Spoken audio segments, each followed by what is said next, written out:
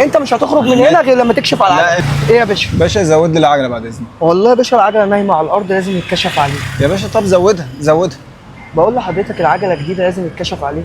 ماشي انا بقول لك زود العجله. يا حضرتك ايه المشكله؟ حضرتك دي فرده جديده، انت زبوننا، احنا مش عايزينك تمشي على الفرده عشان ما تبوظهاش. طب بس زودها حتى 40 بس عشان ورايا مش هينفع ازودها، لازم اكشف عليها. لا حول ولا قوه الا بالله.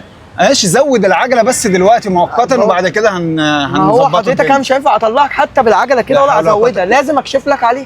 دي تعليمات يا باشا. انا مش عايز اعملها دلوقتي يا باشا. انت مش زبون لحضرتك؟ زبونك يبقى لازم حضرتك تنفذ التعليمات دي، انت مش هتخرج من هنا غير لما تكشف على العجله. لا انتوا في حاجه النهارده ولا ايه؟ مش عارف. لا انا عشان عجلتك جديده واحنا قلبنا عليك. طب مين المسؤول هنا؟ طيب انا عايز ازود المسؤول يا باشا هيجي لك يا باشا. طب ناديني المسؤول. ماشي يا باشا. يا باشا مش هينفع. في يا اسلام، في يا اسلام، انت كل دقيقه اجيبك في خناقه من الشارع. بص تحت امرك يا هندسه. بص العجله منظرها عامل ازاي. انا بقول له زودها. انا بقول له العجله نايمه انت اخدها جديده من عندنا. تمام. عشان تحافظ عليها لازم انا مش هينفع اطلعه غير لما اصلحها. تمام يا اسلام. وانا يعني عشان اقول لك معلومه تتعامل مع العميل كده توصل له المعلومه بالشكل ده، تقول له ما انت انا بقول له زودها مؤقتا وبعد كده هنعملها. ثواني يا اسلام، انا هفهمه المعلومه بطريقتك بعد اذنك يا اسلام. اخطر كارثه ممكن تعملها وانت بتمشي بعربيتك ان انت تقاوح وتمشي بالعجله مريحه. طالما ان العجله ريحت ووصلت معاك ان هي ضغط الهواء فيها نزل بالشكل ده، اكيد مؤكد في مشكله كبيره معاك في العجله، فبالتالي انت مضطر تحل العجله في اقرب وقت. هتمشي بيها وهتقاوح هتقضي على فرده الكاوتش بتاعتك.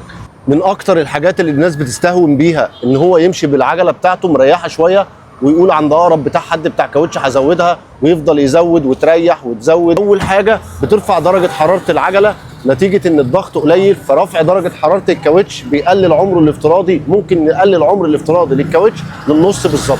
تاني حاجه صعوبه التوجيه. طالما في عجله معاك ضغط الهواء فيها اقل هتخلي التوجيه بتاع العربيه صعب وهيعمل معاك انحرافات في التوجيه بتاع العربيه، ودي لو على سرعه وحصل معاك موقف مفاجئ توقف العربيه هيكون في مشكله وصعوبه معاك في التوجيه. بعد كده بيقابلك مشكله كبيره جدا، تآكل الفرده من الجنبين. الفرده او العجله وهي ناقصها ضغط هواء بيتاكل من الجناب اكتر من النص، استهلاك البنزين بيزيد بنقص ضغط الاطارات، ودي نقطة مهمة جدا. استهلاك البنزين معاك بيتضاعف والكاوتش ناقص هواء. زمن التوقف والفرامل بتاع العربية بيختلف تماما مع نقص ضغط الإطارات، ودي مهمة جدا وخطر على حياتك. ضغط الإطارات الصحيح مش رفاهية، دي حاجة مهمة جدا جدا. اهتم بضغط الإطارات هتضاعف عمر الكاوتش في عربيتك. مع عماد جاد، كل يوم سر من أسرار الكاوتش وأسرار عربيتك معاك. السلام عليكم.